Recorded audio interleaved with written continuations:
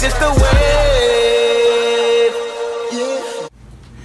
What up, world? It's your boy Jeff, aka Coop Boy Jeff, right here. It's the only place you can find the wave. It's the Wave 84. I'm blessed to have these two gentlemen right here. I was really supposed to have one, but you know what I'm saying, you gotta be happy what you're gonna get next with it. I'm gonna let these guys go ahead and introduce themselves. What's up, y'all? KJ Chosen One. What's good? I'm King Coop. Okay. KJ Chosen One and King Coop. So I want you to go ahead and elaborate what made y'all want to start focusing on music. Everybody can take their time. Yeah. Well, I mean, I've been doing it for a while. Like, I grew up like, and, you know, my pops was a singer, and I used to see him when I was like little, and I used to see him like going, not, I ain't gonna say going that far, but like he was making moves with it, and like it influenced me. And then for the fact to watch him not actually go farther with it, you know, and he had the talent, but just like seeing like the reaction he got, the love he was getting, like people was there giving him like, yo, you talented, bro, you talented, you know what I'm saying? I was like, oh, word, I like that, and I was just young. And then next thing I know, you know, I tried to do it. He was singing, I couldn't sing, so I was like, all right, singing ain't for me. I tried the dancing route.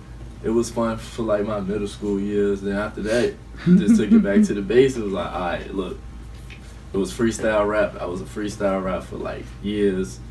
Couldn't get me to write nothing. You asked me to write something, I look at you like, I don't know what you're talking about. Crazy. Like, can't write, but I freestyle. Like, they ain't right, you ain't write that. No, it's all freestyle. Yeah. But then after a while, just kept perfecting it, you know. I started meeting up with people, and next thing I know, I started finding myself writing actual songs, you know, and that's how I started just getting back into the music. Okay. What about you, big dog?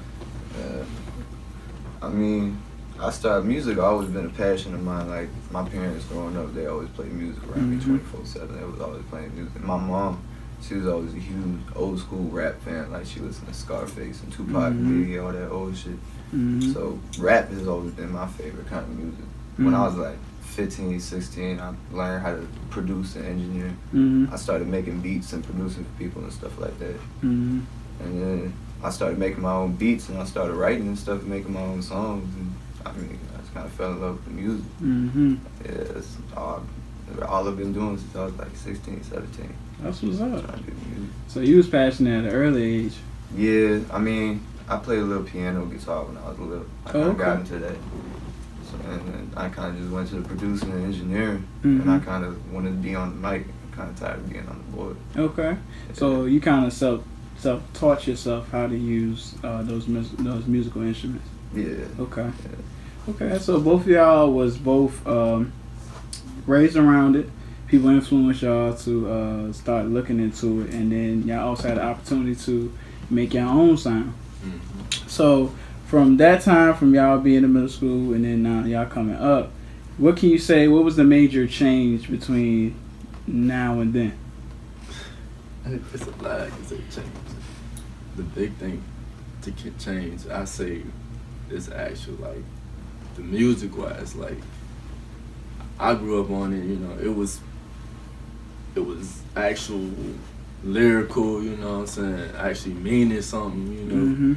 It was more than, oh, who had the hottest beat, you know, like, if I can get you bopping your head, it was more than that. It was actually, like, people was telling their stories, like, if you was a real trapper, you was trapping, it wasn't none of this fake shit like people got going on now. You know, it was like, you was trapping, you was trapping, you was doing this, you was doing this. Everybody wasn't doing the same thing, making the same type music, you know, like, so it was a big difference. That's why now to this day, sometimes, like, when it came to me even doing songs, like, I even had to tell myself, like, everybody, like, all right, sometimes you can, like, I learned, like, just being too lyrical. Sometimes you could be too lyrical for people, you know. You can't just be like, I want to make a hit song. Like, it'll be a hit, you know, but at the same time, for people who just want to jam out and just bother the week, you know what I'm saying, listen to it, they gonna be like, you just going over their head. They gonna miss what you said. You just said, like, 5 lines that was just hot, you know.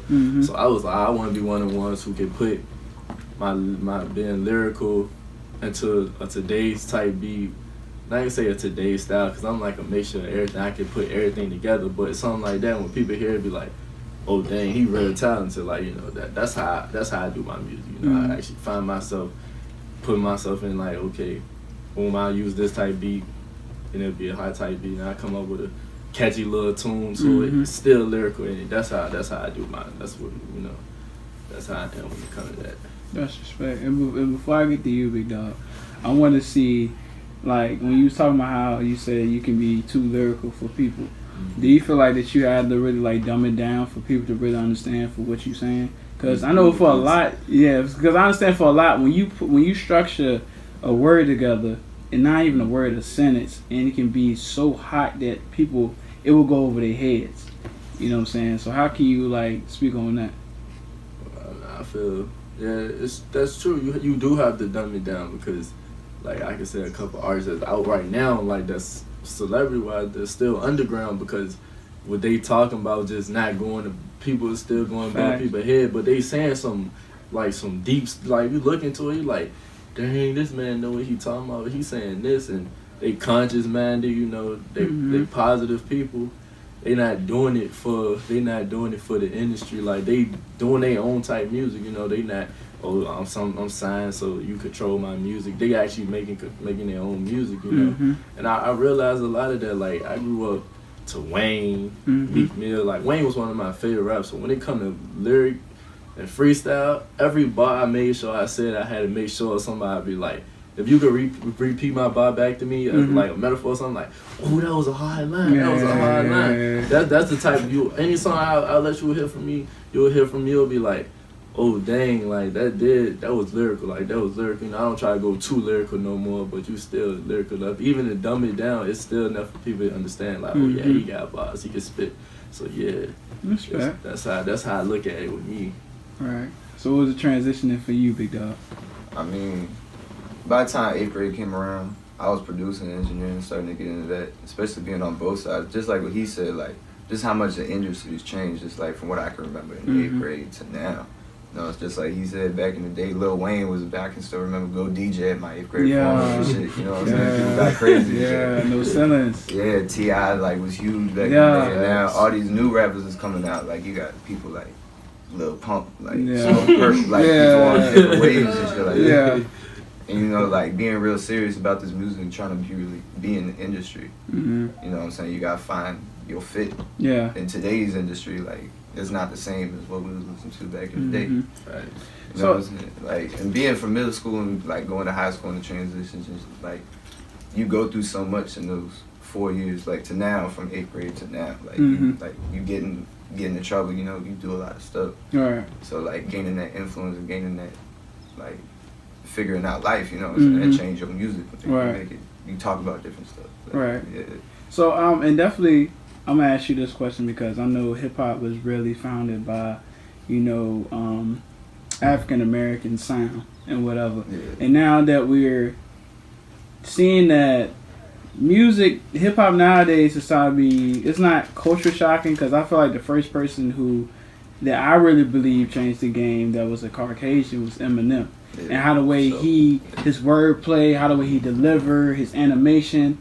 And now you're starting to have the Lil Pumps, the Tekashi 6ix9ines, the Lil Perk. And everybody laugh when I say his name. But anyway, even him.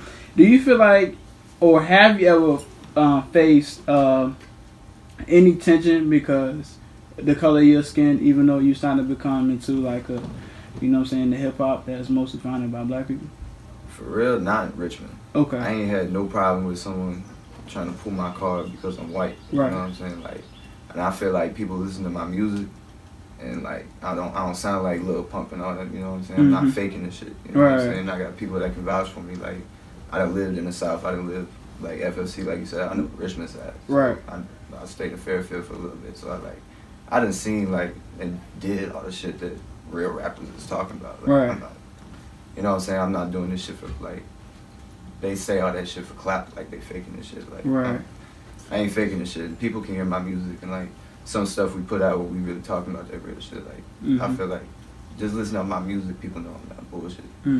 So like No, I definitely had to ask that because like I love how hip hop is starting to be very diverse, and it's not just only black and white. You got Mexicans, you got Asians, you got Latinos, and it's people who from different ethnicities that can really like handle rap. Like they got bars. Like it's crazy. Like a lot of people really know how to spit. And to look at it now that since it's being so big and it's so open for everybody to come together and really express themselves, how do y'all two as being friends? How does it feel to really see the overall change of not just only me and you will work together, but it could be all of us in a room who can really orchestrate and make a song together? Like, how does that make you guys feel? Nah, because it's big. It's really big. It's really big. You saying? I'm trying to feel like what you saying. You saying like what I'm trying to express is that how does it feel to really work with somebody who's not the same color as you? Or Yeah. I'm gonna keep it, like from my end. Like I said, I'm from South. Like I grew up, like I grew up on some certain things. We was this toy, like everybody know how we especially for black people, how we live, what we had to deal with, So people always, like you said, Eminem. They feel if you real. This I always tell people. I feel real, recognize real. If you fake, it won't be long before you get exposed. So I'm the type of person, like I'm from the South Side. I went to a Chesterfield high school, and I seen a whole lot of different stuff that I'd never seen was okay when I was living in the city. Like I'm not even trying to get all black, like all black. So I'm not trying to make this one of them type of interviews. You know what I'm saying? But I just seen like how we take when a white person say nigga or like how stuff we say like the thing white people do when I went to a Chesterfield school, it was like they had their own thing like this is okay for them. If they say they niggas, you know what I'm saying? That's just the way.